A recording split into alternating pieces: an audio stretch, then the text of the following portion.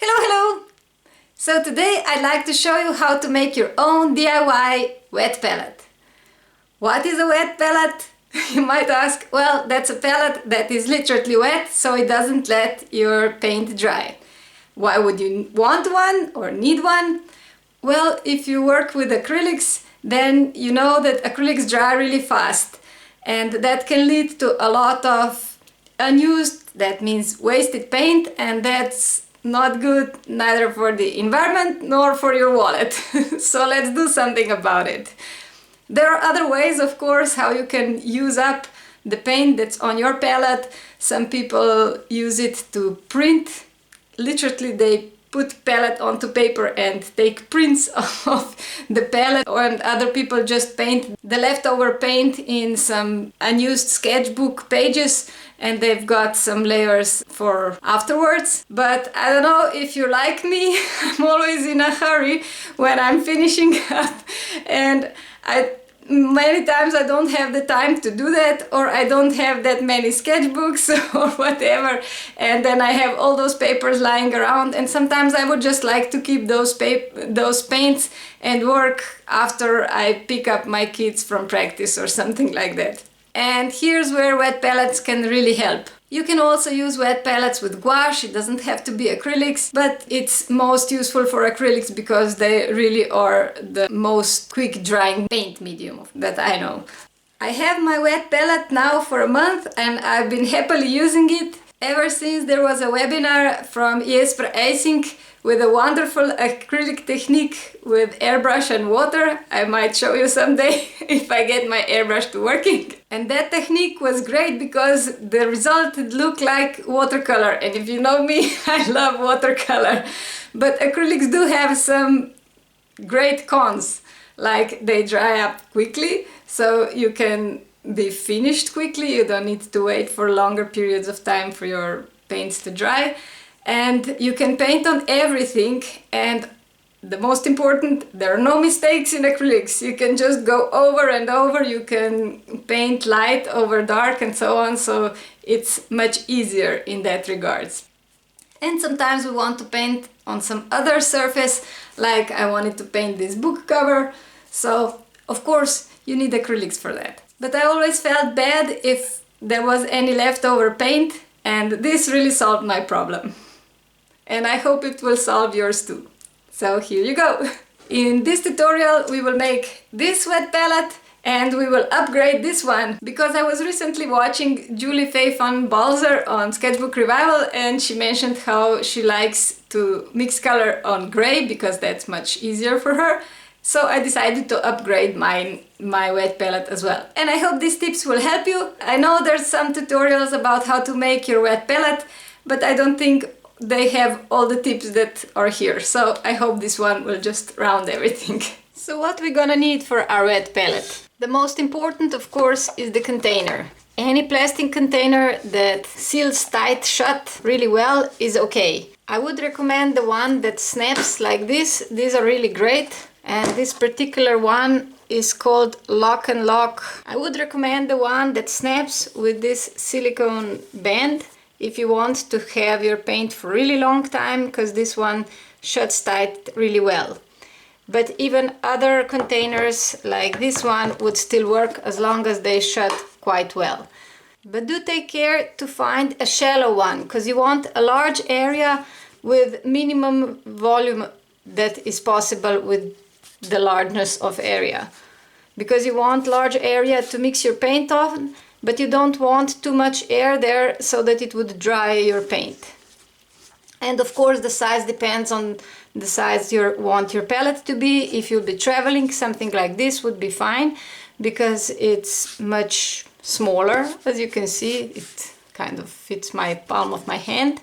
And this one is 450 milliliters. But if you want a larger mixing area for at home, this one is 800 milliliters and it's 11 by 18 centimeters approximately, the painting area. Then you'll need some scissors to cut your sponge. For the sponge, almost any sponge would work. Probably most sponges hold water and they're a bit squishy, so it's all alright. But I do recommend these Veleda biodegradable sponges, first of all because I've tried them and also other people have recommended them. I like them because they're biodegradable, they're cotton and viscose, so it's not a problem when you have to throw them away. And they also have this nice squish. They're just firm enough so they don't get squished too much when you're mixing paint on your parchment paper, and they're really nice.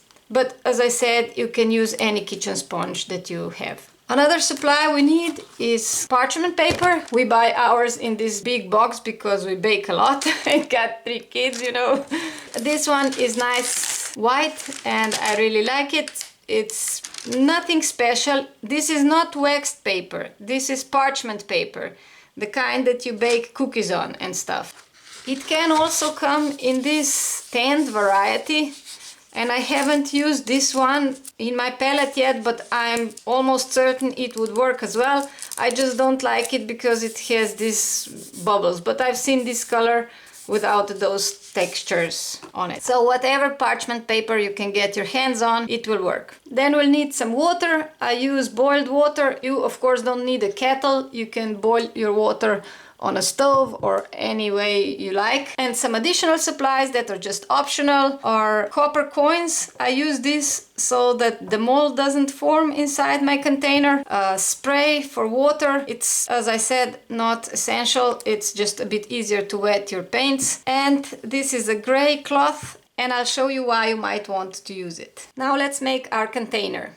First of all, you open the box and you cut your sponge so it fits the bottom.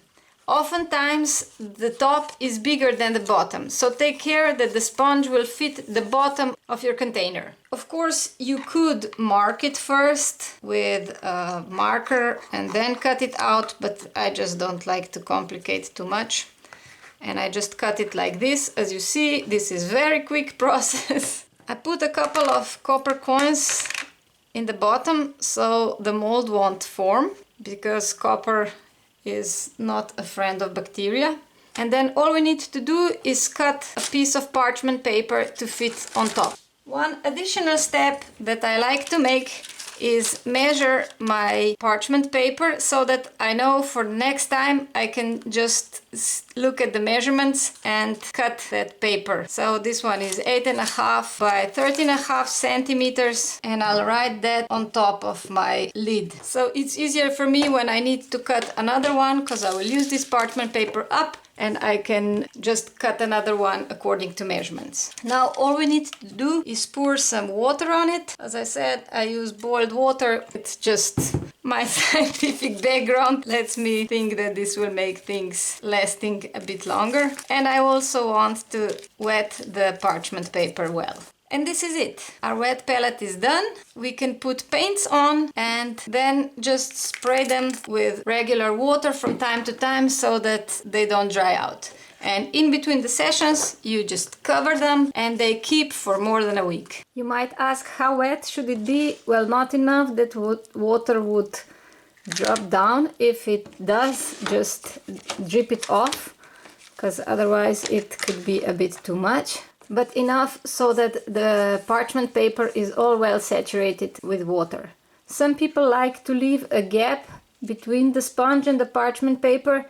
I found out that's not necessary, so I don't leave any gaps so I don't get paint onto my sponge. I want to keep it clean. And here's another tip for you. If your sponge does get dirty because the paint seeped through the parchment paper, you can wash it off, rinse it off first normally, and then you can even put it into a washing machine.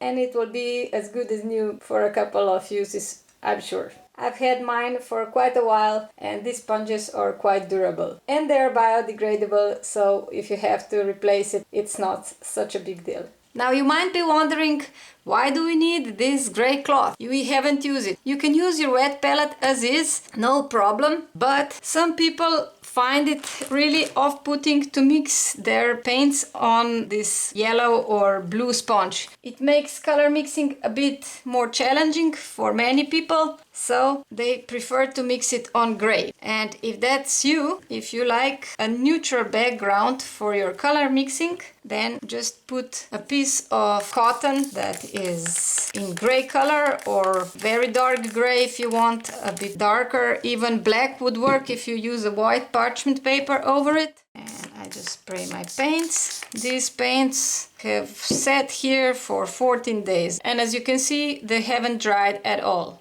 And right now we have a darker grayish background where the colors are easier to see than if we are looking onto white background. So that's why you might want to add that additional step. That's just my little trick. So I hope you liked it. I hope you'll be able to paint a lot with it. Now that you've learned how to make your own wet palette, I hope you give it a try. Give me a like and subscribe for more arty nature fun, because that's what we're here for.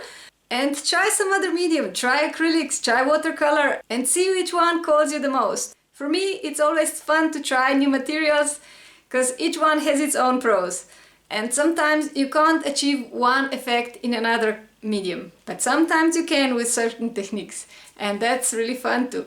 So stay tuned, stay subscribed for more techniques, more little tips like this, and more nature fun. So I hope you found something valuable and you'll be able to paint something in acrylics, because it's really great to repurpose old things like old books that you don't use, and now you can paint them and make into something very useful, like a new sketchbook. See you next week. Bye bye!